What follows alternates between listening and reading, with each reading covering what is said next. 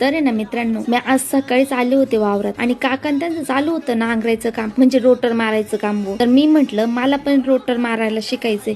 मग काय काकांनी डायरेक्ट माझ्या स्वाधीन केला ना ट्रॅक्टर, आणि मी पण शिकले ना रोटर मारायला. मस्तपैकी रोटर मारला वावराला. आणि मम्मीचं चाललं होतं इकडं गबाळ वेचायचं काम. आणि नंतर पुन्हा दुपारी वावरामध्ये आलो तर आहे ना, तर चाललं होतं भावाचं मस्तपैकी वावर बांधायचं काम. मी काढत होते व्हिडिओ. तो म्हटला नुसतंच व्हिडिओ काढत असते, आता राहिलेलं काम तू कर, मी खूप थकलोय. मग काय मी पण बिलगले काम करायला. घेतला हातात दातळ आणि लागले वापा बांधायला. असं करता करता मी एक पाडगं बांधलं. आता तुम्ही म्हणाल हे वावर बिवर बांधायचं काम कशासाठी व कोणतं पीक घ्यायचंय तुम्हाला पडलाच असेल प्रश्न, नाही का? तर आहे ना आम्हाला कांद्याचं बी टाकायचंय. उद्या येईलच आपलं कांद्याचं बी टाकतानाचा ब्लॉग. तर मग आहे ना अंगठ्या शेजारच्या बोटाने फॉलो करून ठेवा आता. नंतर आहे ना वावर बिवर बांधून झालं आणि वरब्यांना घेतले ना आम्ही धने लावायला.